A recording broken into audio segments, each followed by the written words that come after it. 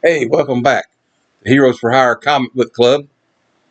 Another day, I have another new comic book release review and recommendation for you. I hope everybody's doing well. Thanks for watching this video. Today we're covering Uncanny X-Men #1, the reboot. See the cover pretty good there. I'll pull it in a little bit so you can see detail in it. From the Ashes, a New Beginning, the Uncanny X-Men #1. I'll show you. I'm going to read the credits to you. Writer's Gail Simone. She's a good writer.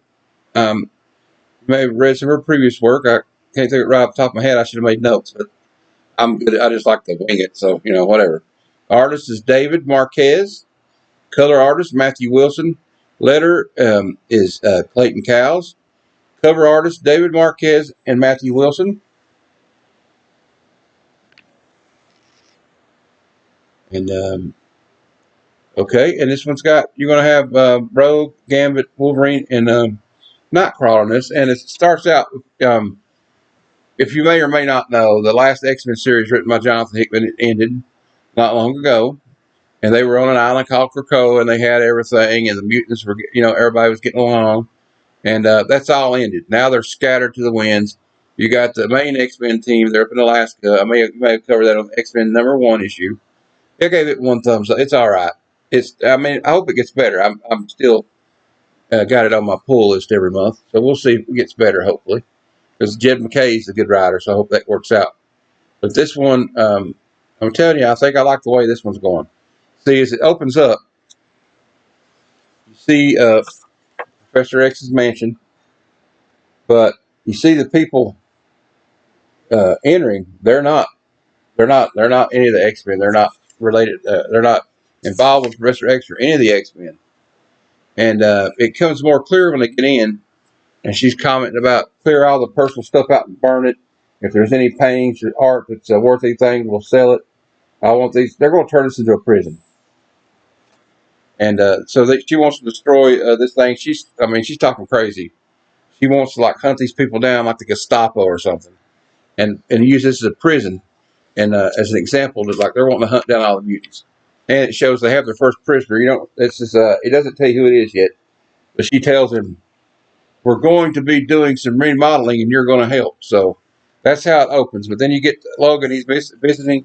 You get to New Mexico. Logan's visiting an old war buddy. It's on his deathbed. While he's there, he meets Rogue and Gambit because they have to do it. They got to go on a mission.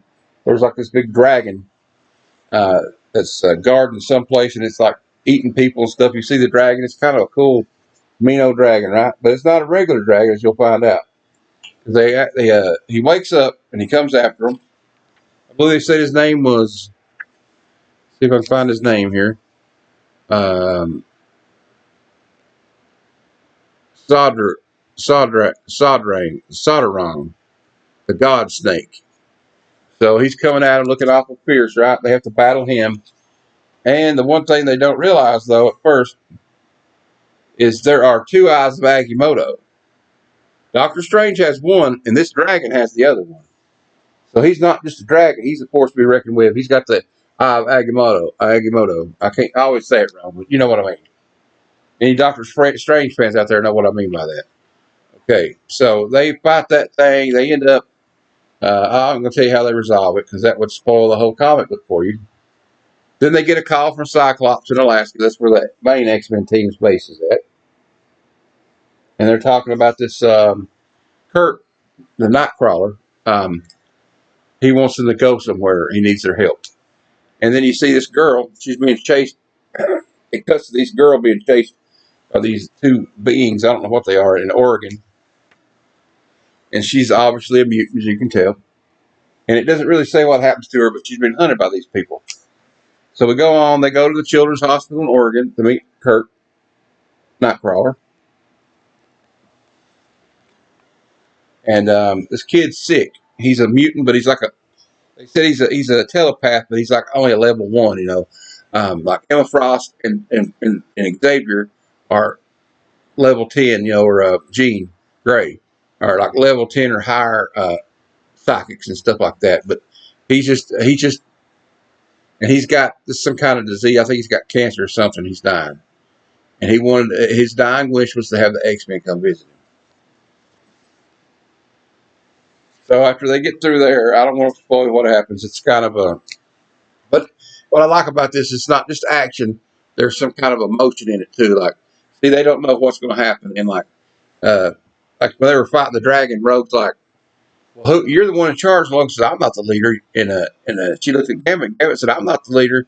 So they're actually pushing her to lead this group of Uncanny X-Men. She doesn't want to do it. She's got a lot of self-doubt. So after they leave the hospital, they go visit one of Remy's, Gambit's friends in Louisiana, and they're all on a campfire and stuff. And they're wondering what to do next. Like, should we go join Scott Summers, Cyclops, in Alaska with the main team? And Logan's like, no, these guys, it's not the same team anymore, and I don't even know if we should need to do this anymore. But then she says, well, that kid showed me that we need, because we have these abilities, we need to be helping other mutants and other people that can't help herself. So they kind of agree to let her be the leader, which I think is interesting, having Rogue be the leader of this team. Really a big Rogue fan. I mean, Wolverine, I love Wolverine, but usually he's not the leader type guy. He's like the MVP guy. He's like he's more like a commanding officer. He doesn't really want to be the head honcho, but he wants to be like a sergeant or something, like a non-commissioned.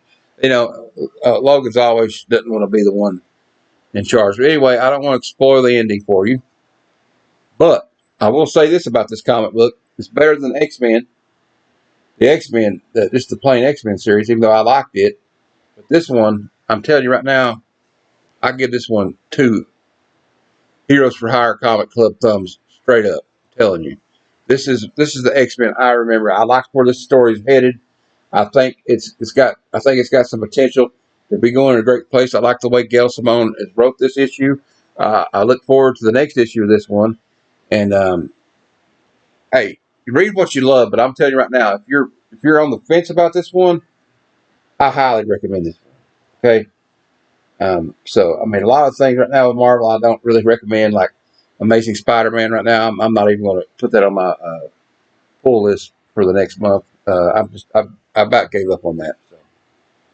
But remember, the X-Men are forever. Here you go, Uncanny X-Men #1, and I say it's a good pick. So check it out. Well, I think we're about out of time for this episode, but until next time, true believers, Excelsior.